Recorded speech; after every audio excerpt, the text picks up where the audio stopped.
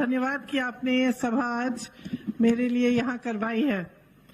शुरू करने से पहले एक बार मेरे साथ कहिए, माँ कांकेश्वरी की, छत्तीसगढ़ महतारी जी की। तांदुला नदी के तट पर बसी बालोद की धरती को मैं प्रणाम करती हूँ। आप उस धरती के निवासी हैं जिसका लोहा पूरे देश को मजबूत करता है। राजहरा खदान का कच्चा माल भिलाई जाता है, लोहा बनता है उसका। यहाँ से पूरे देश को शक्ति मिलती है। आपकी मेहनत से और आपके काम से ये देश और मजबूत होता है। प्राकृतिक संसाधनों से भरपूर बालोद का पूरे देश की अर्थव्यवस्था को मजबूत बनाने का बहुत बड़ा योगदान है। इस योगदान के लिए ये पूरा देश आपके प्रति आभारी है। देखिए, चुनाव का समय है। पता नहीं यहाँ पे भाजपा के कितने नेता आए मेरे से पहले और क्या क्या भाषण देके गए हैं। हम भी हर रोज प्रचार के लिए कहीं जाते हैं, भाषण देते हैं, लोगों से बातचीत करते हैं। यहाँ मेरी बहनें बहुत सारी बैठी हैं। जब भी छत्तीसगढ़ आती हूँ तो सबसे बड़ी खुशी मुझे इस बात की होती है कि मेरी बहनें बाहर आती हैं और बातों को बहुत ध्यान से सुनती हैं। और यहाँ तो एक महिला उम्मीदवार भी है जिन पर हमें गर्व है। दो उम्मीदवार, अच्छा, दोनों महिला हैं। तो हमें बहुत गर्व है कि छत्तीसगढ़ में काफी ज्यादा महिलाओं को टिकट मिले हैं चुनाव को लड़ने के लिए। जब भी मैं बघेल जी से पूछती हूँ छत्तीसगढ़ के बारे में, बातचीत करते हैं कि क्या क्या किया है उन्होंने, हमेशा महिलाओं की बात करते हैं। हमेशा बहुत गर्व से मुझे बताते हैं कि महिलाएं सबसे ज्यादा आगे बढ़ रही हैं छत्तीसगढ़ में।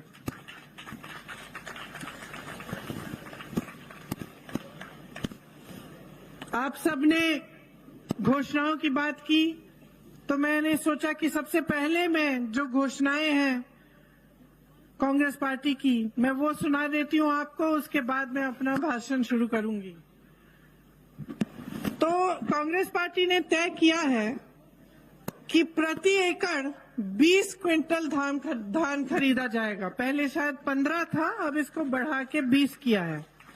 धान की कीमत 3200 रुपए प्रति क्विंटल तक बढ़ाई जाएगी। छत्तीसगढ़ के किसानों का कर्ज माफ किया जाएगा। केजी से लेकर पीजी तक बच्चों की शिक्षा मुफ्त होगी।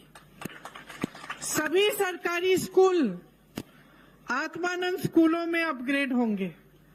जो आज चल रहे हैं उनको और अच्छा बनाया जाएगा। जो आत्मानंद स्कूल है, आपने सुना होगा, वो इंग्लिश मीडियम है, उसमें बहुत अलग तरह की पढ़ाई होती है, उस तरह से इनको बनाया जाएगा।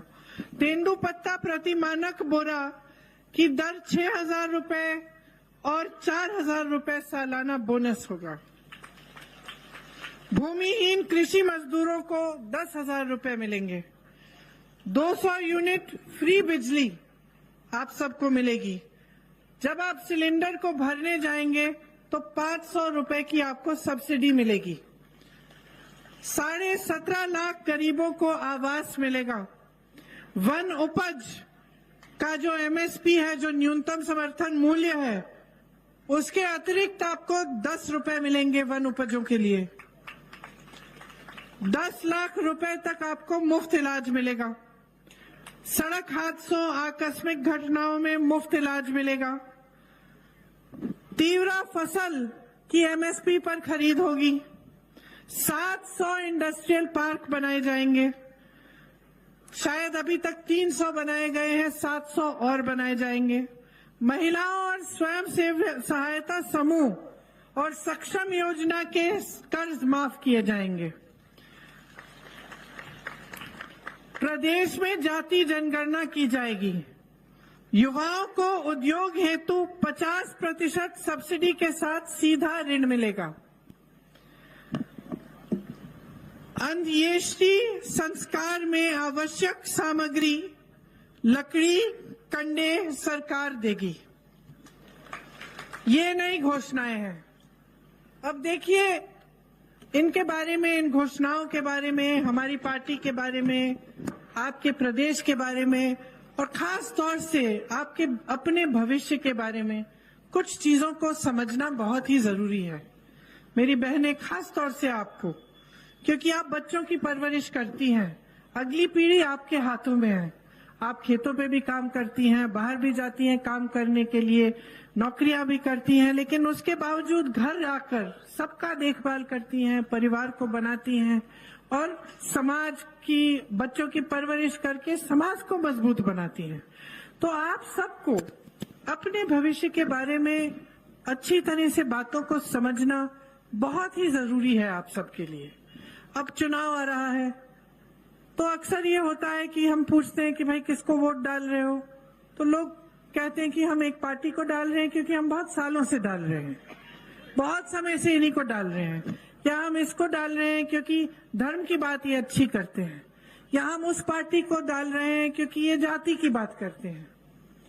लेकिन मैं आज आकर यहाँ पे आपसे ये बात करना चाहती हूँ कि जो आपका वोट है वो कीमती इसलिए है क्योंकि इस पे आपका भविष्य बनता है। तो ये वोट उसी पार्टी को जाना चाहिए जो आपके लिए काम करके दिखाती है। आज आप अपने प्रदेश को देखें तो देखिए, जैसे मैंने धान खरीद की बात की, मैंने कहा कि धान को 3200 रुपए में खरीदा जाएगा। अब मैं यहाँ खड़े होकर कुछ भी कह सकती हूँ 500 का 5000 का खरीद लेंगे। आपको कैसे मालूम है कि हम जो कह रहे हैं वो सच है और उसे हम पूरा करने जाएंगे? क्योंकि ये मिसाल है, मैं मिसाल के तौर पे कह रही हूँ, क्योंकि आज छत्तीसगढ़ में धान 2400 रुपए से ज्यादा में आज खरीदा जा रहा है और ऐसा पूरे देश भर में कहीं नहीं हो रहा है। मोदी जी आते हैं, वो कहते हैं कि वो भेज रहे हैं पैसे धान खरीदने के लिए, लेकिन सच्चाई क्या है? सच्चाई ये है कि उत्तर प्रदेश में, वाराणसी में, जहां से मोदी जी खुद सांसद हैं, वहां पे धान आज 1200 रुपए में खरीदा जा रहा है। सिर्फ छत्तीसगढ़ में आज 2400 रुपए मिलते हैं आपको धान के लिए। तो जब हम बात करते हैं कि हम इसको बढ़ाएंगे, 3200 करेंगे, तो इस बात का कुछ आधार है।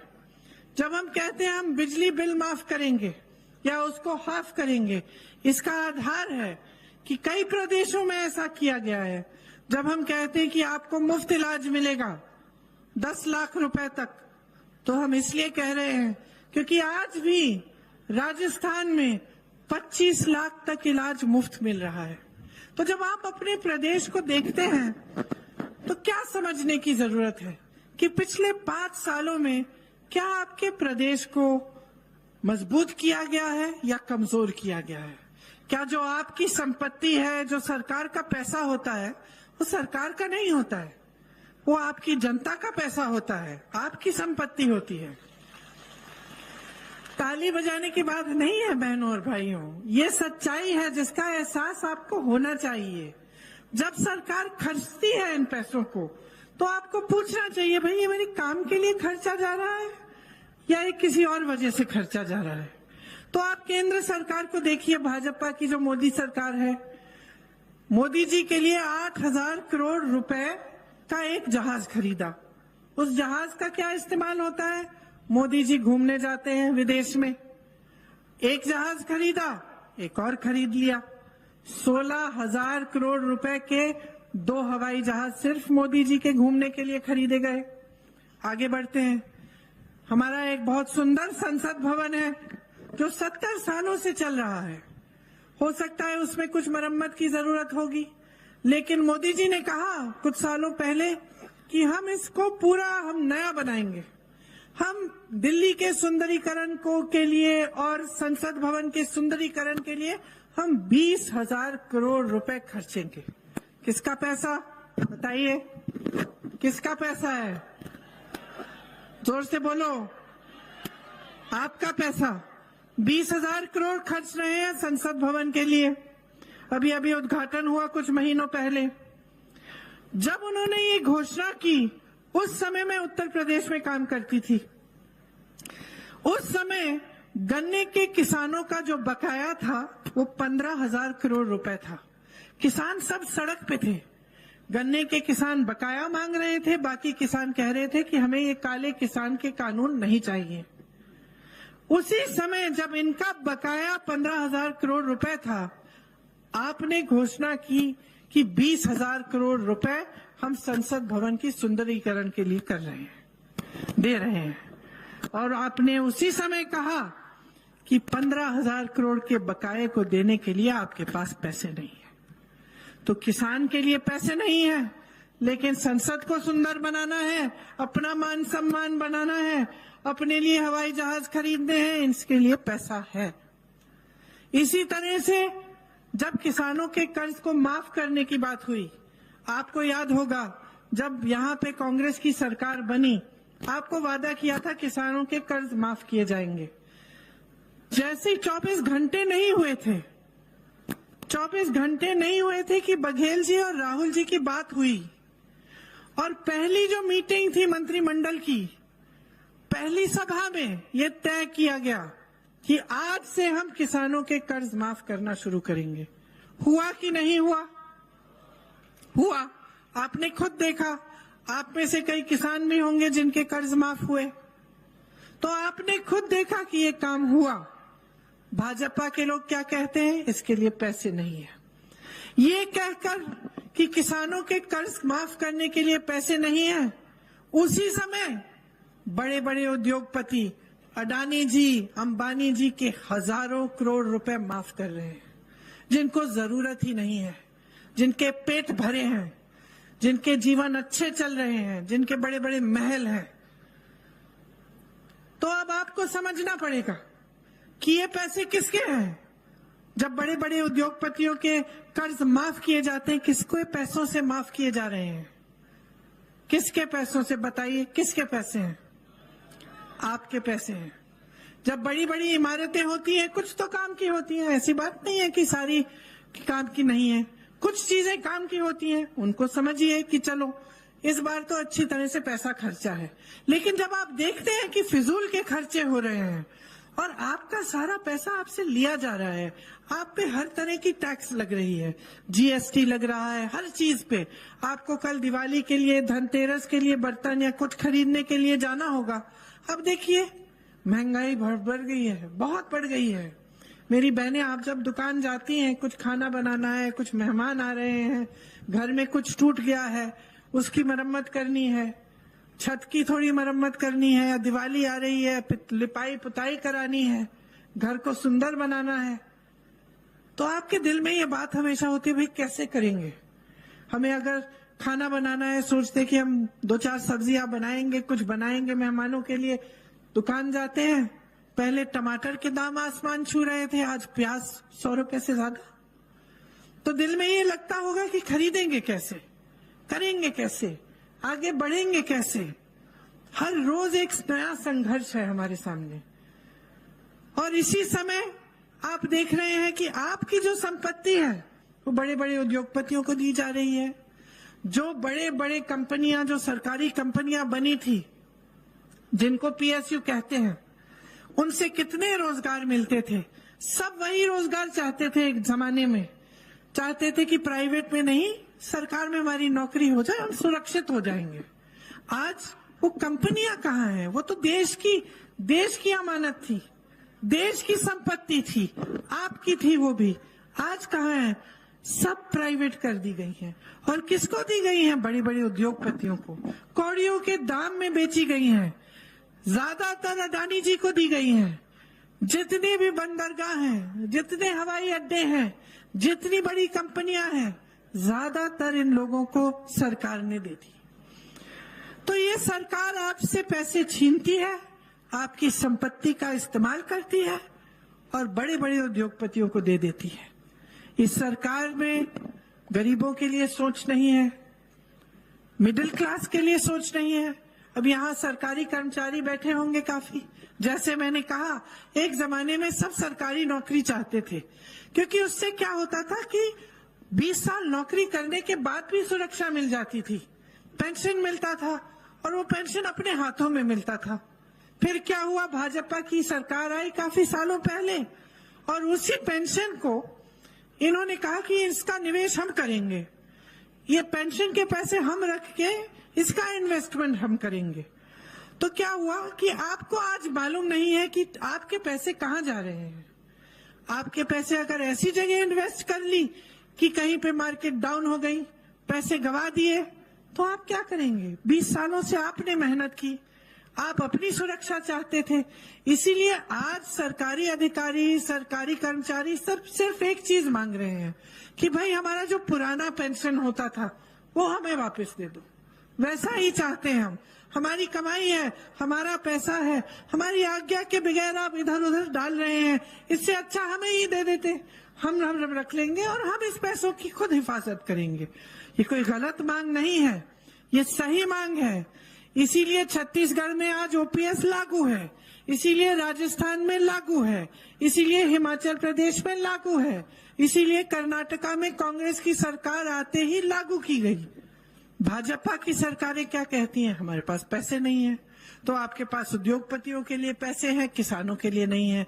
आपके पास बड़े बड़े संसद भवन के सुंदरीकरण के लिए पैसे हैं, लेकिन सरकारी कर्मचारियों के लिए नहीं है। आपके पास बड़े बड़े हवाई जहाज बनाने के लिए पैसे हैं, G20 जैसे बड़े बड़े इवेंटबाजी करने के लिए पैसे हैं, लेकिन गरीबों के लिए नहीं है। तो ये सरकार जो चल रही है किसके फायदे के लिए चल रही है, जो मोदी जी की सरकार है, ये आपको समझना पड़ेगा।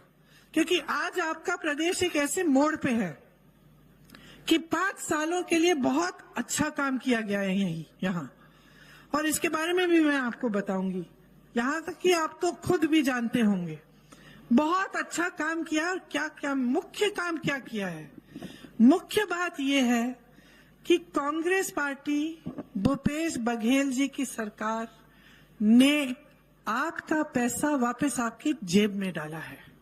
कैसे? जो गांधी जी का स्वराज का मॉडल था, क्या मॉडल था? गांधी जी कहते थे जब तक गांव मजबूत नहीं बनेगा तब तक देश विकास नहीं कर सकता।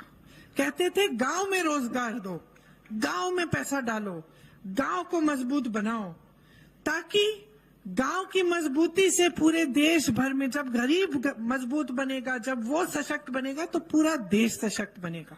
और यही हमारी परंपरा रही है कांग्रेस पार्टी की। इसीलिए कांग्रेस पार्टी ने हमेशा आपके अधिकारों की बात की, शिक्षा का अधिकार, रोजगार का अधिकार, मनरेगा आया। क्यों? हमने कहा आपका अधिकार है कि आपको गांव में रोजगार मिलना चाहिए, इसीलिए मनरेगा की स्कीम आई। हमने कहा शिक्षा का अधिकार है कि सब बच्चों को शिक्षा मिलनी चाहिए, ये देश के बच्चों का अधिकार है। तो भोजन का अधिकार कि सबको खाना मिलना चाहिए, ये जो मिड डे मील वगैरह शुरू की थी, ये किस लिए था? सबको खाना मिलना चाहिए। जल, जंगल और जमीन पर आपको अधिकार मिलना चाहिए, इसीलिए कांग्रेस के बड़े बड़े नेताओं ने आपको पट्टे दिलवाए। ये आप पे आसान नहीं था कि आपके लिए कुछ बड़ा काम कर रहे हैं, क्योंकि हमारी ये समझ थी, हमारी ये सोच थी हमारी पार्टी की कि आपके अधिकार है, ये जमीन आपकी है, आपको पट्टे मिलने चाहिए, इन पर अधिकार सबसे पहले आपका बनता है। इसीलिए आप इंदिरा गांधी जी को याद करते हैं। अभी तक आप नारे लगा रहे थे इंदिरा गांधी अमर रहे, किस लिए? क्योंकि वो समझती थी कि ये देश आपका है, कि ये जल, जंगल, जमीन, इन पर अधिकार गरीब जनता को मिलना चाहिए, क्योंकि मजदूरों को मिलना चाहिए, क्योंकि आप ही का है ये। तो इस समझ से नीतियां बनाई गई। अब छत्तीसगढ़ में मैं कह रही थी कि बहुत सारे अच्छे अच्छे काम हुए हैं, और सबसे बड़ा काम ये हुआ है कि आपके अधिकार, आपकी शक्ति आपके हाथों में मिली है, और आपकी संपत्ति, आपका पैसा वापस आपकी जेब में आ रहा है। 5 सालों में 2.25 लाख करोड़ रुपए जनता के खातों में गए हैं। आपका पैसा आपके पास वापस आ रहा है। 5 सालों में छत्तीसगढ़ के लाखों लोग गरीबी रेखा से ऊपर आ गए हैं। आप अपने पास वाले प्रदेशों में देखो, कल मैं मध्य प्रदेश में थी। आवारा पशुओं की कितनी बड़ी समस्या है। उत्तर प्रदेश में मैंने काम किया है। बहनों, आपकी तरह जो बहनें हैं पूरे दिन खेतों में बैठती हैं कि आवारा पशु आएगा, खेत खा जाएगा, चल जाएगा। पूरे दिन धूप में बैठती हैं और जब वो घर जाती हैं तो पूरी रात उनके पति किसान जाके बैठते हैं कि भाई हमें एक पहरेदारी करनी पड़ेगी अपने खेतों की। कोई पैसे खर्च रहा है उस पे आसपास दीवार बनाने के लिए, कोई कोशिश कर रहा है कि रात को पहरेदारी करेगा, खेतों को बचा के रखेगा। सरकार ने कुछ नहीं किया। यहाँ जब ये समस्या उठी तो कांग्रेस की सरकार ने क्या किया? गौठान बनाए, और ऐसे गौठान बनाए कि आज पूरा देश देख रहा है आपकी तरफ। वहां से आपको रोजगार मिल रहा है, स्वयं सेवा समूह की महिलाओं को काम मिल रहा है। पिछली बार मैं यहाँ आई, बड़ी खुशी हुई।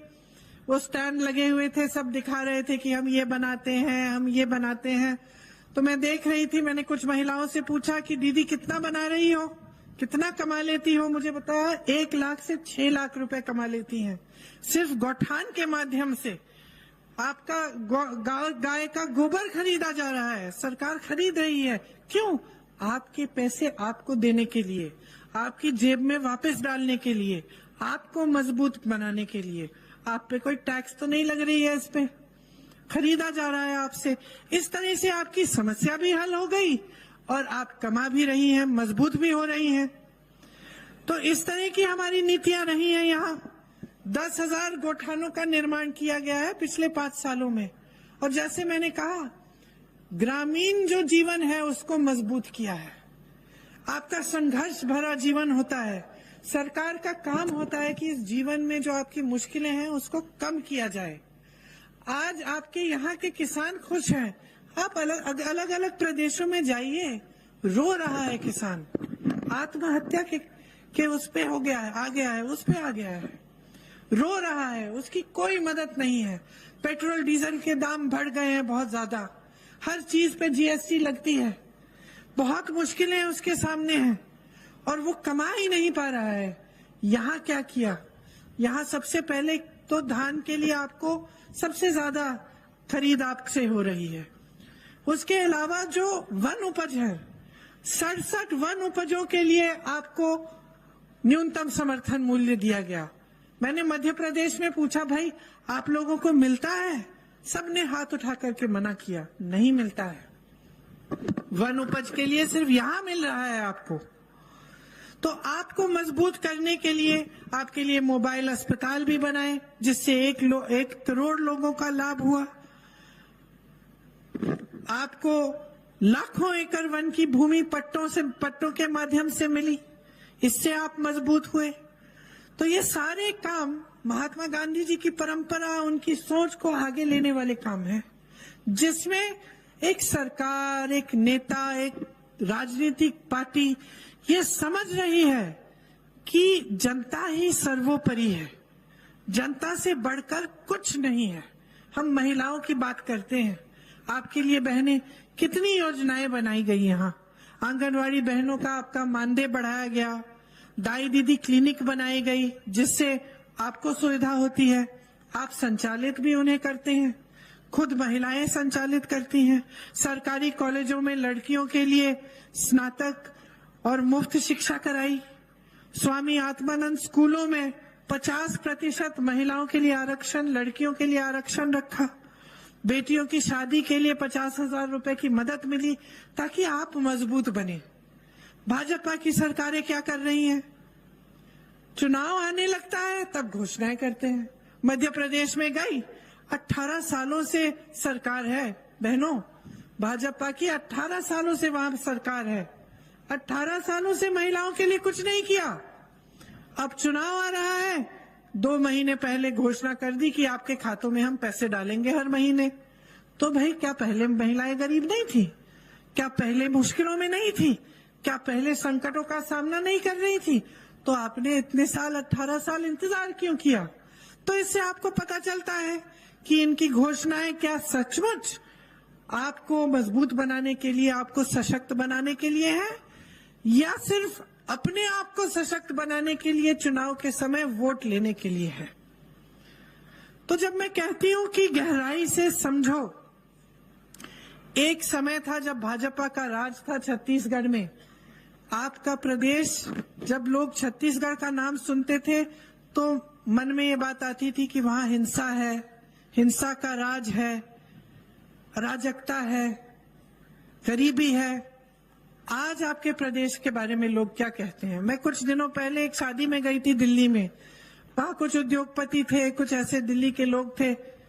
मुझे कहने लगे हमने सुना है कि सबसे अच्छी जगह बिजनेस करने के लिए तो रायपुर में है, छत्तीसगढ़ में है। हमने सुना है कि वहां का विकास बहुत ही ज्यादा हो रहा है। तो आज आपके प्रदेश के बारे में अन्य लोग दूसरे प्रदेशों में क्या सोच रहे हैं? आज देख रहे हैं कि देखो छत्तीसगढ़ आगे बढ़ रहा है, आपका मान सम्मान आगे बढ़ रहा है। यहाँ एक नेता की मान सम्मान की बात नहीं हो रही है। भूपेश बघेल जी आपके काका हैं, आप उनको काका मानते हैं, आप उनको सर्वशक्तिमान, जिस तरह से मोदी जी ने अपने आप को बनाया वैसे नहीं मानते आप, कि आपसे दूर दूर रहते हैं, आप उनको टीवी पे देखते हैं। आपके बीच किसान के बेटे हैं, आपके बीच से उभर आए हैं, आपको जानते हैं।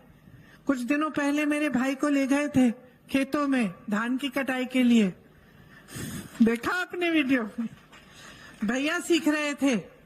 कौन सिखा रहा था? बघेल जी दिखा रहे थे। बघेल जी दिखा रहे थे क्योंकि वो जानते हैं वो किसान के बेटे हैं। तो आप ही में से निकले हैं, आपकी समस्याओं को समझते हैं। और वो अकेले ऐसे नेता नहीं है हमारी पार्टी में। हमारी पार्टी में तमाम ऐसे नेता हैं जो आपके बीच से उभर के आए हैं, जिनको हमारी पार्टी ने सशक्त बनाया है। और आपने अपनी शक्ति उन्हें दी है इसलिए क्योंकि वो आपको समझते हैं और दिल से आपके लिए काम करना चाहते हैं। आज आपकी संस्कृति को आगे बढ़ाया गया है। छत्तीसगढ़ महतारी मैं भी जानती हूँ, पूरा देश जानता है।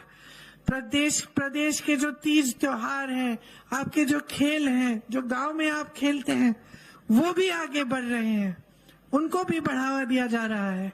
भगवान राम, माँ सीता का वनगमन पथ बना है ताकि यहाँ पे तीर्थ यात्रा के लिए लोग आए। पहले कभी ऐसा नहीं हुआ था। संपूर्ण विकास है जो आध्यात्मिक तौर पर भी आपको समृद्ध कर रहा है। तो यहाँ आपने अपनी ही संस्कृति का बढ़ावा देखा। पूरे दुनिया भर की जितनी भी आदिवासी कौम है, सब यहीं आते हैं एक बार जो आदिवासियों का बड़ा पर्व मनाते हैं यहाँ। तो ये सब काम आपके प्रदेश के लिए किया गया है, आपके लिए किया गया है। जबकि आप अपनी आंखों से देख रहे हैं कि भाजपा की सरकारें बड़े बड़े उद्योगपतियों के लिए बन रही हैं और उन्हीं के लिए चल रही हैं। जैसे मैंने कहा, आपकी संपत्ति उनको दी जा रही है। अडानी जी एक दिन में, सुन लीजिए बहनों, एक दिन में एक आदमी अडानी जी 1600 करोड़ रुपए कमाते हैं एक दिन में। और देश का किसान आज 27 रुपए कमा रहा है एक दिन में। आप भूखे हैं, आपको कमाने में मुश्किल, और आपके पैसे, आपकी संपत्ति उनको दी जा रही है जो 1600 करोड़ रुपए कमा रहे हैं। ये है इनकी नीति। आज महंगाई और बेरोजगारी से पूरा देश जूझ रहा है। सबसे ज्यादा बेरोजगारी 45 सालों में आज है देश में। तमाम सरकारी पद खाली हैं। मध्य प्रदेश में अगर ये दुखद बात नहीं होती तो हास्य बात होती कि 3 सालों में सरकार ने 21 रोजगार दिए हैं, जबकि हर स्तर पर सरकारी पद खाली पड़े हैं। यहाँ आपकी सरकार ने आपके प्रदेश को जो केंद्र सरकार की कुनीतियां हैं उससे बचा के रखा है। अगर यहाँ का किसान आज खुश है, खुशहाल है, तो ये क्योंकि यहाँ की सरकार, हमारी सरकार की नीतियों ने आपको बचाया है। महंगाई से भी बचाया है। जो गैस सिलेंडर आपको मिलता है यहाँ पे, वहां बाहर अलग अन्य प्रदेशों में 1200-1400 तक पहुंच गया है। आपको सुविधा मिलती है। आपको हर तरह से महंगाई से बचाने की कोशिश प्रदेश की सरकार ने की है। किसानों को मजबूत करने की कोशिश की है। तो जब हम बात करते हैं आपकी मजबूती की, तो इसमें 2 और मुख्य चीजें हैं जिसके बारे में मैं कहना चाहती हूँ। सबसे पहले तो हम जातिगत जनगणना मांगते हैं, राहुल जी ने ये मांग उठाई। और जातिगत जनगणना होती क्या है, आपने बहुत बार बार सुनी होगी ये बातें। अब मेरे ओबीसी के भाई बहन यहाँ बहुत होंगे, एससी के, एसटी के। देखिए, खास तौर से आप लोगों के लिए बहुत जरूरी है कि आप ध्यान से सुने। जातिगत जनगणना का मतलब है कि देश में गिना जाए कि ओबीसी कितने हैं, दलित कितने हैं, आदिवासी बहन भाई कितने हैं, गरीब बहन भाई कितने हैं, कितने किसान ऐसे हैं जो गरीबी रेखा से नीचे हैं, कितनी जातियों का कौन कौन है, ये गिनती हो जाए। ये गिनती हम क्यों मांगते हैं? हम ये गिनती इसलिए मांगते हैं क्योंकि जब तक ये गिनती नहीं होगी तो सही तरह से न प्रतिनिधित्व होगा और न नीतियां बन सकती हैं। जब गिनती होती है तो हम जानते हैं कि भाई इस इलाके में इतने लोग दलित हैं, इनके लिए हम एक खास नीति बना सकते हैं, इनकी मदद के लिए, इनको आगे बढ़ाने के लिए। या हम कह सकते हैं कि जो ओबीसी वर्ग है ज्यादातर किस तरह के काम करते हैं, ये बढ़ाई का काम करते हैं, जैसे मजदूरी का काम करते हैं और अन्य ऐसे काम हैं जो ज्यादातर ओबीसी वर्ग के लोग करते हैं। तो हम सोच सकते हैं कि ठीक है, इन वर्गों को मजबूत करने के लिए, इन्हें और संपत्ति देने के लिए, इन्हें सशक्त बनाने के लिए कैसी कैसी स्कीम हम बना सकते हैं। जब गिनती नहीं होगी तो पता कैसे चलेगा कि किसके लिए क्या करना है और कैसे करना है? पता कैसे चलेगा कि सही प्रतिनिधित्व हो रहा है सबका कि नहीं? पता नहीं चलेगा। अब आपने मोदी जी से बहुत बार सुना होगा, वो कहते हैं कि वो खुद ओबीसी हैं, कहते हैं कि खुद ओबीसी वर्ग के लिए खूब काम करेंगे, आगे बढ़ाएंगे। और हम जब कहते हैं कि भैया गिन तो लो, आप काम करना चाहते हो, आगे बढ़ाना चाहते हो, मदद करना चाहते हो, तो गिन तो लो कितने लोग हैं, किस जाति के। मोदी जी कहते हैं कि गिनना ही नहीं है। जातिगत जनगणना की बात सुनते ही सारे भाजपा के नेता बौखला गए, फिजूल की बातें करने लगे इधर उधर के कि भाई कुछ भी हो जाए ये नहीं करना हमें। क्यों? क्योंकि ये जो घोषणाएं करते हैं, जो बातें करते हैं, खोखली हैं, आपके लिए सचमुच काम नहीं करना चाहते। ये सब अपनी मान सम्मान को बढ़ाने के लिए, वो दिखे सर्वज्ञानी, सर्वोपरि वही दिखे। लेकिन जब असलियत, जब हम धरातल पे देखते हैं कि काम किया है कि नहीं, रोजगार दिलवाए, आपसे कहा था करोड़ों रोजगार हर साल दिलवाएंगे, 10 साल हो गए इनकी सरकार है, रोजगार दिलवाए, किसानों को मजबूत की, कहा था किसानों की आय हम दुगनी करेंगे, कि रो रहा है देश का किसान। कहा था नौजवानों के लिए नई नई स्कीम निकालेंगे, अच्छे अच्छे रोजगार बनाएंगे, जो थे उनको भी बिगाड़ दिया, जहां से रोजगार मिलता था उसको खत्म कर दिया। छोटे बिजनेस, छोटे उद्योग, छोटे छोटे उद्योगपति जो इस देश के इंजन थे, जिससे रोजगार मिलता था दुकानों में, छोटे छोटे उद्योगों में, उनको आपने नोटबंदी करके, जीएसटी करके, तमाम गलत नीतियां डाल के खत्म कर दिया। नौजवान ये आशा रखता था कि देश के लिए, देश की सुरक्षा के लिए जाएगा, जवान बनेगा सेना में। आज उसकी सारी आशाएं टूट गई हैं। अग्निवीर जैसी स्कीम आ गई, 4 साल जाइए सेना में, फिर घर लौट आइए बेरोजगार। तो जो था उसको बिगाड़ा, उसको गाली दे दे के, बुरा कह कह के, ये कह कह के कि 70 साल में कुछ नहीं हुआ, कुछ नहीं हुआ, कुछ नहीं हुआ, उसको बिगाड़ दिया। जो बनाया था सबने मेहनत से, इस देश की जनता ने अपनी मेहनत से, जो अच्छा था वो या तो उन्होंने बिगाड़ दिया या अपने बड़े बड़े उद्योगपति मित्रों को दे दिया। कुछ नया बनाया, उनकी सरकार है। साथ में मध्य प्रदेश में मैंने पूछा, इंदौर गई थी, कितने यूनिवर्सिटी बनाई है भाई, कितने स्कूल खोले हैं? 7,000 से अधिक स्कूल बंद कर दिए, नए विश्वविद्यालय बनाए नहीं। मैंने कहा चलो कोई नया उद्योग बना दिया होगा, वो भी नहीं। तो क्या किया है सिवाय बोलने का, सिवाय घोषणाएं करने का, सिवाय बड़े बड़े भाषणों में बड़ी बड़ी सुंदर सुंदर बातें, बड़ी पब्लिसिटी इवेंट जहां सारी दुनिया भर के लोग आ रहे हैं और बड़े बड़े प्रेसिडेंट, प्रधानमंत्री आ रहे हैं, इसके सिवाय किया क्या है? और इसलिए ये आपको समझना बहुत जरूरी है, क्योंकि आपका प्रदेश इससे थोड़ा बहुत बच गया है। जो नीतियां कांग्रेस की 5 सालों से यहां रही हैं, उससे आपको बचाया गया है। और अगर आप आज गलत निर्णय ले लेंगे तो ये जो आप बचा के रखे हैं ना अपने प्रदेश को, और जो आपका प्रदेश का मान सम्मान जो देश भर दुनिया भर में बढ़ रहा है, इसको आप खत्म कर डालेंगे। ये जितनी भी कार्य हम कर रहे हैं आपके लिए, जिससे आपको सुविधा मिल रही है, जिससे आप आगे बढ़ रहे हैं, जिससे आप गर्व से कह सकते हैं हम छत्तीसगढ़ के हैं, हमारी तरक्की हो रही है, ये सब खत्म हो जाएंगे, बंद हो जाएंगे।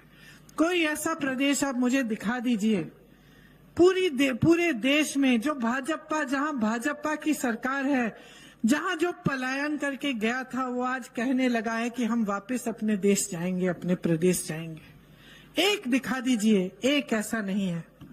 लेकिन मैं दिल्ली में छत्तीसगढ़ के ऐसे वासियों से मिली हूं जो कहते हैं कि दीदी हो गया अब हमें अच्छी नौकरियां अपने प्रदेश में मिल रही हैं, अब हमें मौके मिल रहे हैं अपने प्रदेश में, हम अपने प्रदेश में जाके कुछ छोटा मोटा अपना ही बिजनेस शुरू कर लेंगे।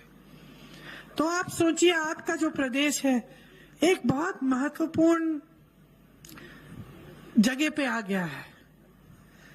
5 साल और दोगे तो 5 साल और ऐसी ही स्कीमें चलेंगी जिससे आपकी संपत्ति आपके हाथों में मिलेगी। 5 साल और दोगे तो और मौके मिलेंगे और सशक्त बनने की। बहनें, आपके बच्चों का भविष्य मजबूत बनेगा। जैसे पिछले 5 सालों में आपने खुद ही देखा होगा, आपका अपना अनुभव आपको कह रहा होगा कि हाँ, हमने तरक्की देखी है, हमारी आंखों के सामने कुछ अच्छा हो रहा है। ये जो कांग्रेस की राजनीति चल रही है, कांग्रेस की सरकार चल रही है, ये हमारी भलाई के लिए ही चल रही है। तो मैं आपसे सिर्फ ये कहना चाहती हूँ कि गहराई से समझो कि आपका प्रदेश आज आगे बढ़ने लगा है। 5 साल और दोगे तो कहाँ पहुंच जाएगा? 5 साल और दोगे तो कितने और सशक्त बन जाओगे, कितनी और संपत्ति जो आप ही की है आपके जेब में डाली जाएगी। और जो आसपास के प्रदेश हैं, उत्तर प्रदेश को देखिए, मध्य प्रदेश को देखिए, आसपास से का कोई सा भी प्रदेश देख लीजिए जिसमें भाजपा की सरकार है, आपको खुद दिख जाएगा कि उसमें और आप में कितना फर्क है। इसीलिए आप जब वोट डालने के लिए जाएंगे तो पूरी तरह से जागरूक बन के अपना वोट दीजिए।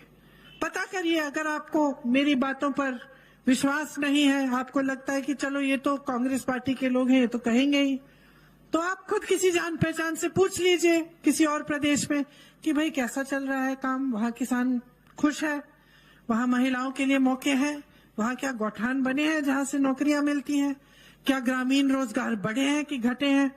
तो आपको सच्चाई खुद पता चल जाएगी। और जो आप जी रहे हैं, जो तरक्की आप खुद देख रहे हैं, उसको भी आप गहराई से समझो, ताकि जब आप वोट डालने जाएंगे तो आपका वोट सही जगह जाएगा। क्योंकि बहुत बड़ी जिम्मेदारी है, आज गलती करोगे तो 5 साल भुगतोगे।